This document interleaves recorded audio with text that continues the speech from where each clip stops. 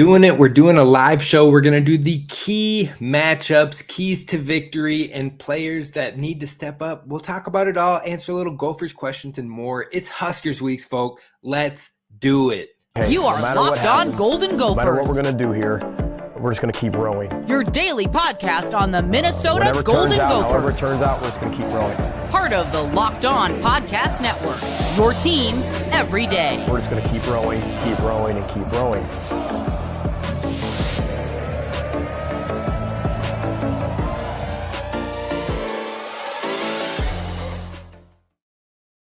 You are listening to Locked On Golden Gophers, part of the Locked On Podcast Network, your team every day. My name's Kane Rob, host of the podcast, former collegiate football video coordinator and recruiting assistant, here to talk Golden Gophers with you each and every day of the week. And folks, it is football week. Let's go. We are less than 24 hours, just above 24 hours from kickoff. Nebraska versus Minnesota. I'm ready to go. The juices are flowing. It's been 7 long months and I am ready for it. Today we are going to talk about the matchup breakdown. We're going to do 3 keys to beating Nebraska, and then we're going to do some Gophers questions of the day. I got 2 questions that I will pose, but then also if you have other questions, feel free to drop them in the comments and we'll get to those in the third segment. But let's jump in. Be sure to subscribe over on YouTube. Hopefully you're following along live there. Download the Gametime app because they bring you this show today. Create an account and use the promo code LOCKEDONCollege for $20 off your first purchase. But let's dive in to the matchup breakdown. So when we're looking at the game and you're looking at the Vegas lines, you've got the Gophers as favorites against Nebraska. The point spread right now is 7 points, so it is a touchdown. Now, that means the Gophers, in order to win the spread right now, would have to win by more than a single touchdown. They have to get 8 points or more to win that spread. The total line for score has moved to 42.5 points. That's kind of hard for me to judge right now. Right now, I could see the score being anywhere from like the mid-20s or lower when it comes to this Big Ten brawl. So it'll be right around that 42, but I am slightly tempted to take the over there. Now, when we're talking about the Gophers, we look at last year, we look at the defense that's been handily really good for the Gophers these past few years. And you're looking at a team last year that was 15th in rush yards allowed, 15th in pass yards allowed, 4th in scoring defense, 8th in total defense, and 1st in both fewest penalties and third down defense. I think defense is going to be huge for the Gophers in this matchup. Now, there's a lot of coaching changes. There's a lot of system changes for Nebraska, but that doesn't necessarily mean they're going to struggle. But I have confidence in this defense. From what I've seen thus far in the Gophers fall camp, it looks like this defense is coming to play. They still got great speed. They've got some interior presence, which hopefully will come to fruition on the field. But they've been a top 10, 15 unit for the past 2 seasons, and I'm confident that they can get in that conversation once again. Now, they've got great leaders in the secondary in Tyler Nubin and Justin Wally, but 2 names that I believe will be consistent players for the Gophers, not only this game, but moving forward for future games, is Jack Henderson and Darius Green. Both of them will be involved in the run defense, hopefully elevating that, maybe getting it better than the top 15th that they were last year in rush yards. But Darius Green is Nubin's new partner in crime in that safety pairing. I think he'll fit the Howden role very well, and he packs a punch. So Darius Green, I think, is going to be a Gopher fan favorite by the end of this season. Jack Henderson's going to be all over the field. Nickel cornerback, plays kind of that hybrid Sam sometimes when they need him to. Now, I think both will be effective in this game because Nebraska is going to want to run the ball. Now, we've also got a great leader on that linebacker unit in Cody Lindenberg. And I think the others in that room will go off of what the tone he sets, and they'll feed off of that tone. Now, Cody Lindenberg has speed. He packs a punch, and he's got that natural instinct with it. You can just see it out there. He led the team, or he's second on the team in tackles last year, but he only started 7 games. So he can take that to another level, take another step. And I think the other linebackers, again, will feed off of that energy. So the biggest concern for me heading into this week on the defensive side of the ball is that defensive line. Now, can they get hot from the jump? Coach Winston Delatibadier is here, and he brought new life, new energy to this program, especially on the defensive line. But will it click immediately? That is a big question. Can it turn into sack production from the jump? Now, as far as the edge goes, I have some confidence in those edge rushers. Anthony Smith is a dude. I've been saying it since last year. Now, he redshirt last year, but we saw the moments then. He's now had a full year in that strength program, and he looks the part. I'm telling you, NFL scouts have been coming to practices asking about who is that guy. That's how much he stands out. So I'm excited to see him really heavily involved this year. Coach Fleck has gotten at that. Coach Winston has mentioned the upside and the life that Anthony Smith brings. But then you pair that to Ja Joyner, who had the most rushes or the most pressures last year on this Gophers team. If he can realize those pressures and turn them into sacks, it can be a game changer for the Gophers. Now you have both of those two, plus Jalen Logan-Redding, plus Danny Sturgow, plus Chris Collins. All of these guys will be active in the rotation for the edge. So there's a depth in there, some different skill sets in there, but that's why I have a little bit more faith in the edge rush. The biggest concern for me right now when it comes to this matchup is the interior defensive line, because there isn't a lot of depth in that room right now. You've got maybe 5 or 6 bodies that look to get a lot of snaps. And if an injury is to happen, if anything is to happen to some of those players, it can get concerning. The depth concerns me by far. On top of that, you need that interior to help elevate the edge rush, to help elevate the coverage and not making it so the defense doesn't have to cover as long. If you can fill that pressure up the middle, I'm worried about that for the Gophers. I don't know if they have a next level interior defender. I think one player that has immense upside in there is Devin Eastern, but will he have the confidence from the jump? Can he do it from the moment we hit that field tomorrow? Will he have the swagger to get in there and realize he is that guy? That is a big question. And beyond him, you've got guys like Kyler Baugh, like Logan Richter. Can they take the next step up in that interior defensive line? That's the biggest question. Now, when we're talking about the Gopher units, each side of the field, I want to pick one unit that is going to have to stand strong for the Gophers to walk away with a victory here. Now, on the offensive side of ball, it's the offensive line. We don't know who the starters are going to be. We don't know the usage. We don't know how they will handle that 3-3-5 stunts and the looks that it presents. So it can be difficult. Now, when I say we don't know the starters, we know Nathan Bowe is going to be the center. You know the left tackle is Ariante Ursery, and you know that the right guard is Quinn Carroll. But who is going to step up in those 2 other positions? Coach Fleck mentioned maybe there's going to be some rotation on that offensive line. So can they gel? Can they have that chemistry to hold off the Nebraska D-line? Now, the Nebraska D-line might be their weakest room across both sides of the ball, so maybe that is okay for this matchup, but the offensive line has to step up. Now, when we're talking about a thing that has to step on the defense, I've already brought it up. The interior defensive line, it's already a pretty shallow room. Devin Eastern has that upside, but will he be fully confident right away? And then on top of that, will Luther McCoy need to play? Will he need to play valuable snaps? I don't know. He very well could. And will he be ready to if he needs to? Finally, the room's so shallow, maybe some freshmen could need to get in there. Theron Randall, Martin Owusu. Now, maybe not in game 1, but depending on injuries and other things, it could be something that we need one of those true freshmen to step up and play significant minutes in order to have that consistent rotation with fresh legs going.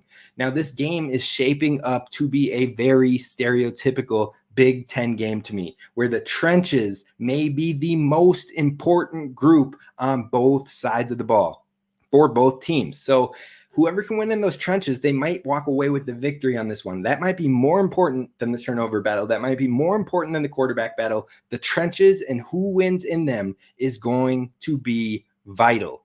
Now we're going to move on to the 3 keys. That's right. There are 3 keys that I think the Gophers need to implement in this game in order to walk away with a victory. That is what we're going to talk about next. But first, I got to talk to you about our friends over at Gametime.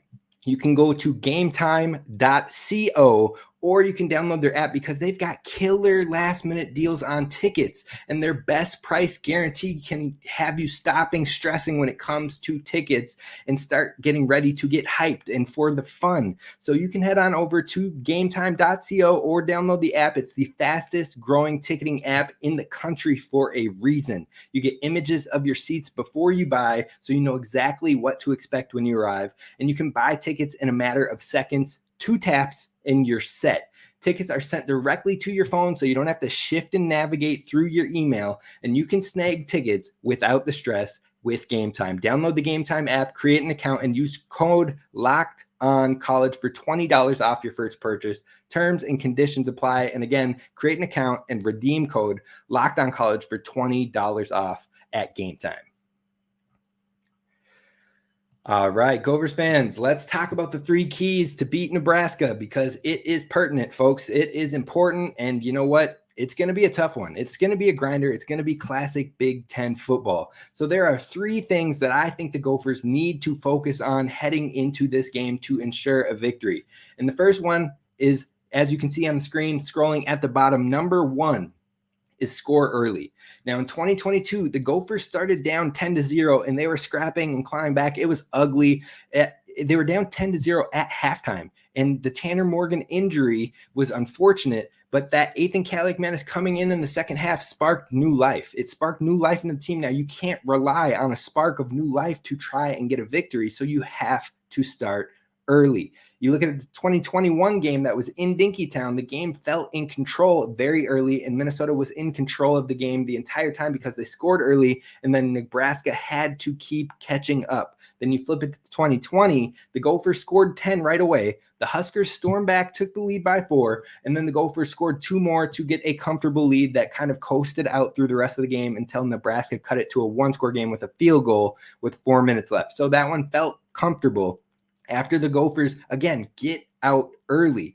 All of this is to say, if Minnesota can get off to an early lead and score in the first quarter, especially, they can typically fare well since it is at home. That will help the crowd get into the game. That will help the crowd really have that place rocking. Huntington Bank Stadium can go nuts in a gold-out game and get involved into the game. The crowd can get involved. So if the Gophers can get off to an early start, that is going to be a key.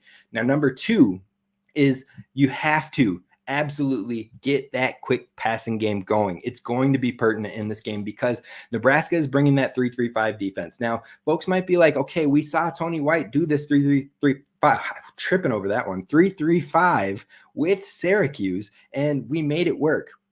But what you're forgetting is we scored with a defensive touchdown, and we had a massive kick return that set us up for an easy score as well.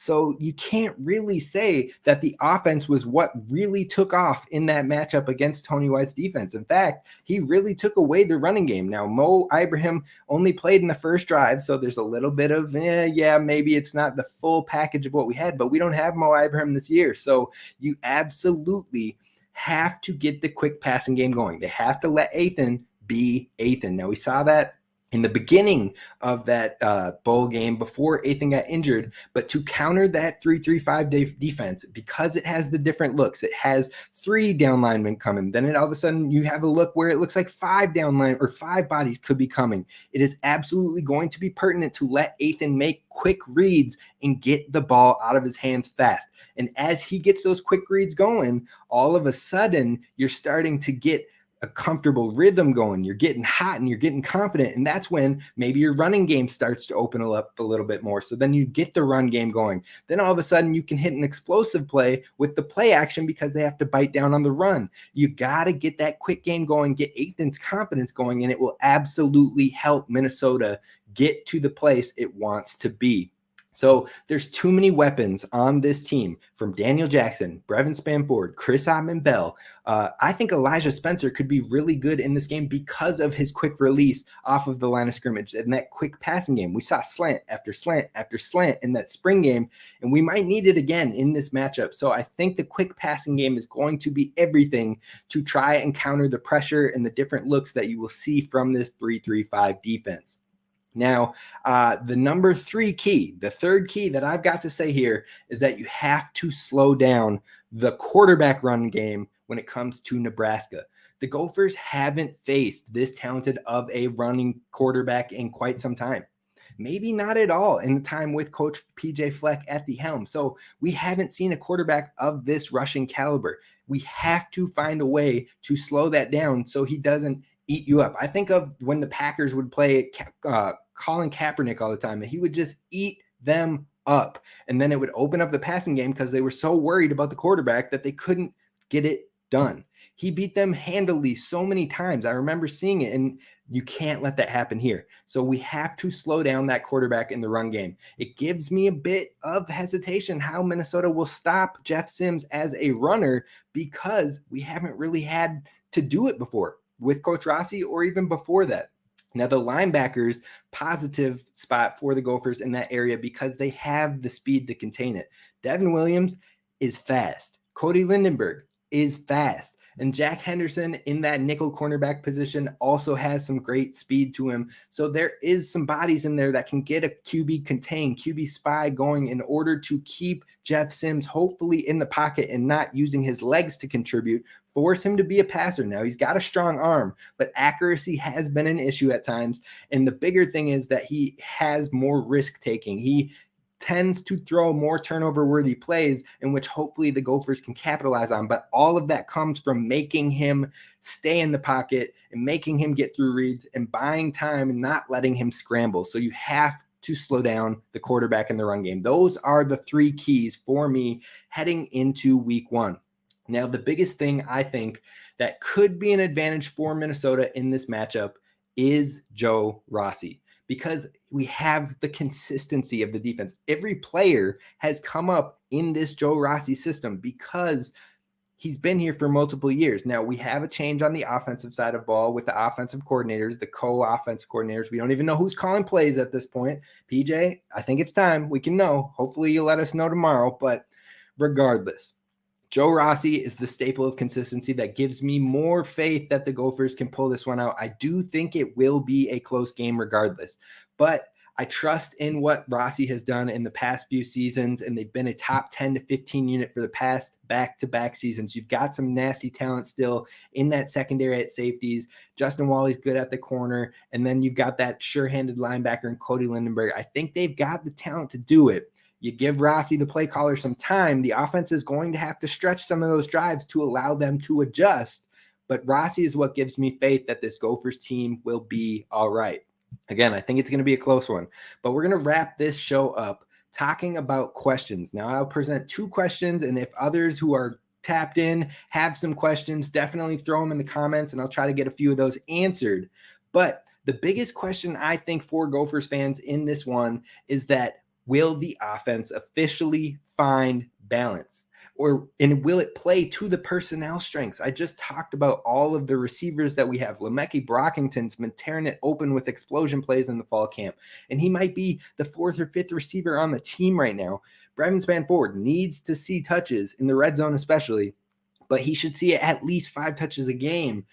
They have to find balance. Now, we can't be that 70% run team that we've seen for the past 2 seasons. If we can take that back 10%, 60%, you still have more running. But allow your team to thrive. You have a talented quarterback. You have a deep wide receiver room. You have a great tight end. We have to see passing more. That's the number one question I think most Gophers fans have in this game. Now, on top of that, I see a question came in, and it's talking about special teams. So I haven't talked about special teams too much on this show because you know what? I still have some question marks on that area. I think that the punting has never been a field flipper for us. So that's something I really hope we can see in this upcoming season, but I don't really know if it will because we have the same punter, but maybe we've added some strength to it. Maybe we've added some coffin corners, who knows? But I haven't seen flipping the field with our punter in the last year or so, and I'm hoping that we can maybe get that changed this year, but it's hard to say just from practices alone. But the biggest thing for the special teams, in my opinion, is that we saw Quentin Redding be a difference maker at times last year. I think the Gophers are going to lean in and trust him in that department. And if we can have a couple big good field positions, a couple good plays, I think we're going to be all right with that special teams return game. I would love to see Christian Hoskins in that return game as well. We'll see what happens there, but the special teams could help, but I just don't know. It's a big question mark for me, so that's why we haven't covered it too much on the show. Now, the last question that somebody sent into me via Twitter, which you can always do over at Gophers Kane Rob, they asked, what do you think about having a standing location of the Big Ten championship game moving to the Rose Bowl instead of in Indy? You know what? I don't hate it. You're talking about we're late into the winter, like November, so late fall, I guess, early winter. But we know here it gets cold real quick. So if we are talking about moving it to California, sunshine, maybe people are taking more trips out there to that sunshine weather. But what I see happening with that Big Ten championship game is I wouldn't be surprised if it moves around. We are talking about, I think somebody had talked about it might move to Vegas for 1 or 2 games. I'm sure that will happen for markets and betting and all that. California will probably be in there. You're going to get people who want the history of it with Indianapolis. So I think if it moves, it's going to move multiple places. It's not going to be just one.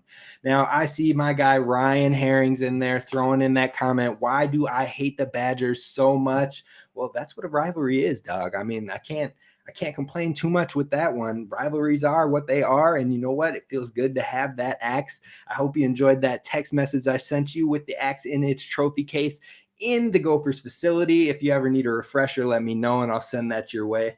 But otherwise, if there are any other final questions, I would love to get those answered. Otherwise, we'll wrap this one up early, but it's good to have football back.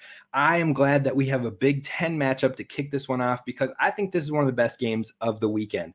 It's going to have excitement. It's going to be Big Ten football, and it happens on a Thursday. Now, if you want to stay posted with the game, you want updates, I mean, even before the first snap, I'm going to be tweeting about those. I'll be at the field. Hopefully, if there are any injuries that we haven't found out about or if there are any players that are looking like they're going to be more involved, I'll be tweeting about it over on the sidelines and then up in the press box. So definitely give me a follow at Gophers Kane Rob. Now, somebody asked how much, I'll even give it to him. Let's throw it on the screen. How much is Nebraska going to beat the Gophers by? I honestly don't think Nebraska is going to win this one. I think it's going to be a close game. They'll be in the game for sure, but I think that the Gophers pull this one out by a touchdown. I think that line is right in the sweet spot. I'm going to give it a 7-point game, and it's going to come down to the wire. I was on with the Locked On Huskers host. I'll be on the show for tomorrow's episode.